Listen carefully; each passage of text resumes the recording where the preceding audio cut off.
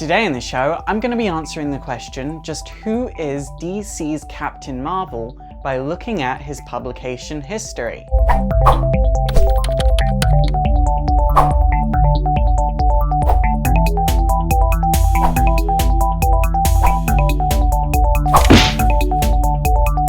So the year is 1939, and National Publications just had amazing success with their Batman and Superman comics. So Fawcett Publications decided they were going to give this comic book thing a bash of their own.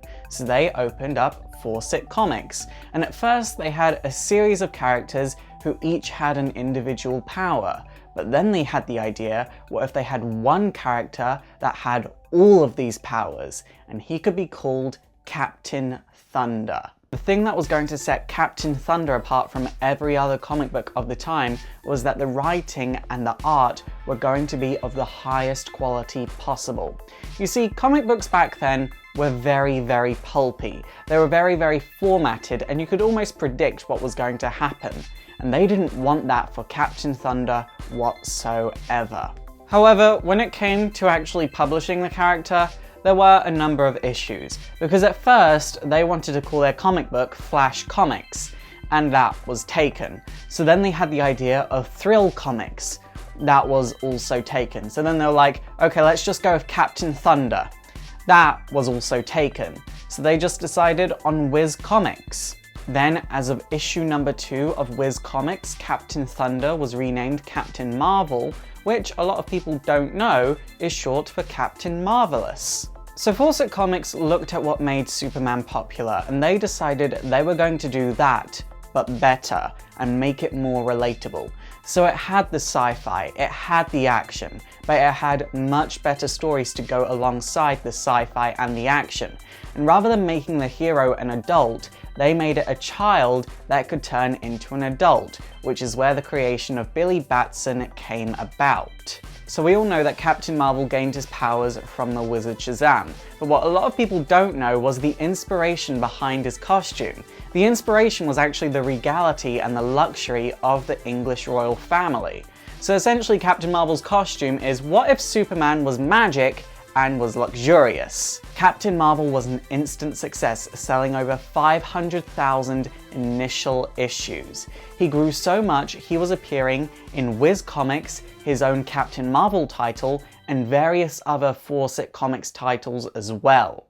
So for every single well-written hero, there is a whole pantheon of well-written villains, and Captain Marvel's villains included Black Adam, Eyeback, Captain Nazi, and most importantly, Dr. Sivana. A few of these villains would go on to join the Monster Society, but what a lot of people don't know is that the Monster Society was the first ever group of villains consisting of pre-existing bad guys. So by 1940, Fawcett decided that Captain Marvel was looking a little bit lonely. So they decided to create the first ever superhero family, and the first 3 members to join the Marvel family included the Lieutenant Marvels. Now, the Lieutenant Marvels were 3 boys that were also named Billy Batson that found if they said Shazam at the same time, they would become the Lieutenant Marvels, and they were called Lieutenant Fat Marvel, Lieutenant Tall Marvel, and Lieutenant Hillbilly Marvel. Captain Marvel Jr., Freddie Freeman, would then join the team, and then Mary Bromfield, Billy Batson's long-lost twin sister, would discover that if she said Shazam,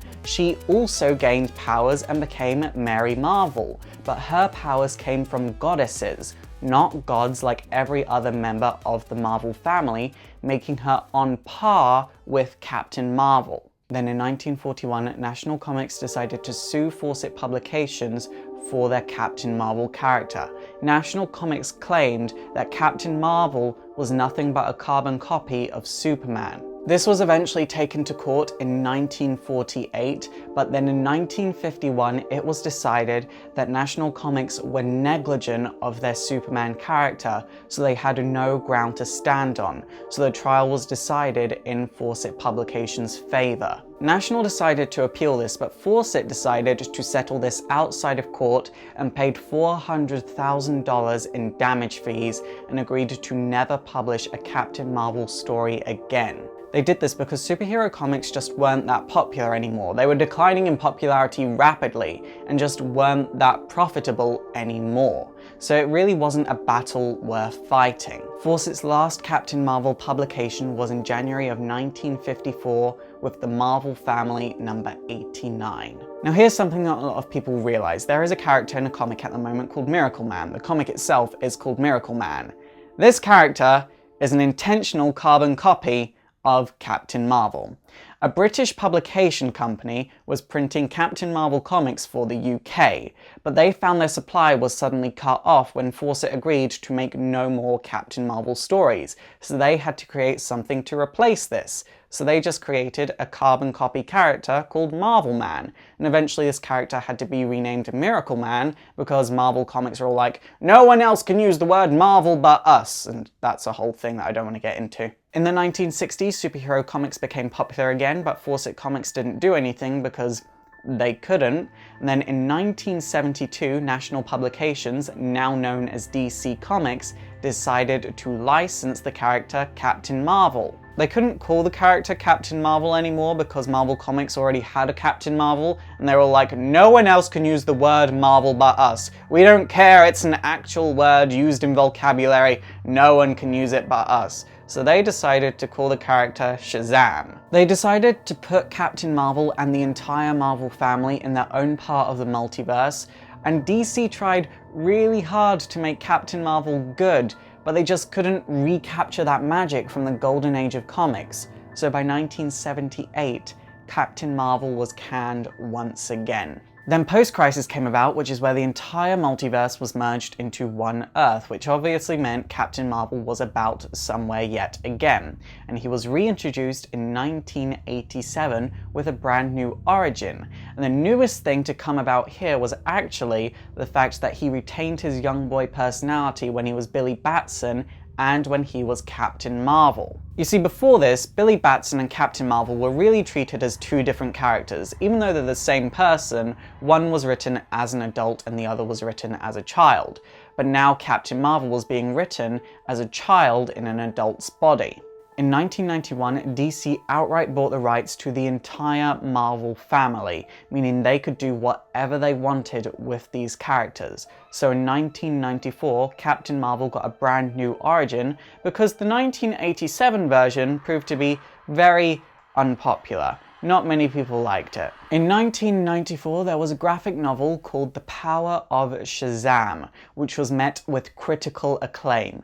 It re-established Captain Marvel's origin, and it was actually really similar to the original Fawcett origin, and this led into an ongoing series called The Power of Shazam, which ran from 1995 till 1999. In the year 2000, there was another graphic novel called Shazam! The Power of Hope, which I personally have really enjoyed and remember it coming out. Captain Marvel had sporadic appearances till the mid-2000s, primarily in JSA books, and then he had his own limited series with Superman called Superman Shazam! First Thunder, which was the first time the two characters had met since Crisis on Infinite Earths. DC then started grabbing at straws to try and make the Marvel family relevant again. In Days of Vengeance, they actually had the Wizard Shazam killed off by the Spectre, meaning Captain Marvel had to replace him at the Rock of Eternity.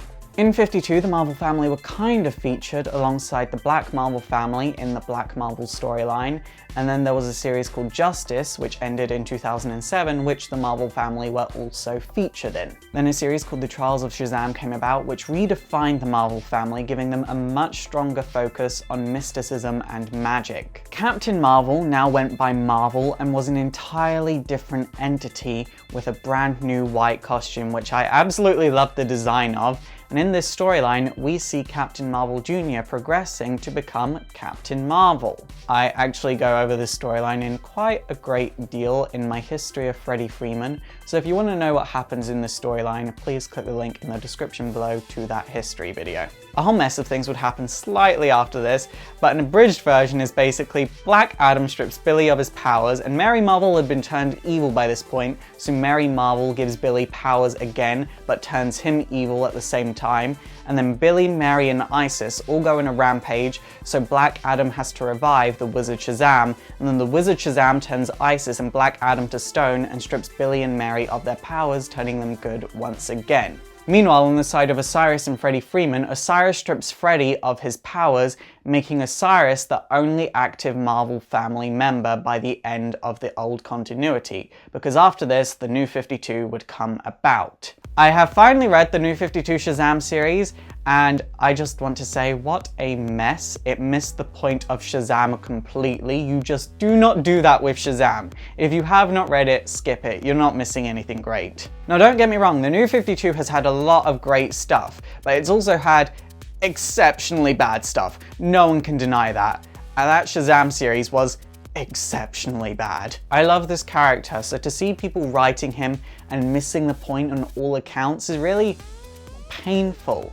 Personally, my writing style does lend itself to mysticism, so if I were to write a superhero one day, he would probably be the best superhero for me to write, and I'd probably kind of write him in the style of the Trials of Shazam, but with a lighter tone. I would like to see him go by Captain Marvel once again, because I do think the whole "no one else can use that word" argument is really dumb. Like, remember when Candy Crush tried to trademark the word candy and everyone was like, yeah, that's stupid? Marvel is an actual word, so Marvel saying no one else can use the word Marvel is equally stupid. But nonetheless, look on the bright side. Captain Marvel has had a recent appearance in Justice League number 30, and from where he's at now, things can only get better. Okay guys, that is it for today. So what do you think of Captain Marvel? Please let me know in the comments down below. And also don't forget to thumbs up and subscribe if you want to see more history videos. And also don't forget to like me on Facebook, follow me on Twitter, support the show by checking out my Patreon so I can make bigger and better and more history videos. And also don't forget to subscribe to my gaming channel. My name is Faust, this has been Exploring Comics, and it is super effective.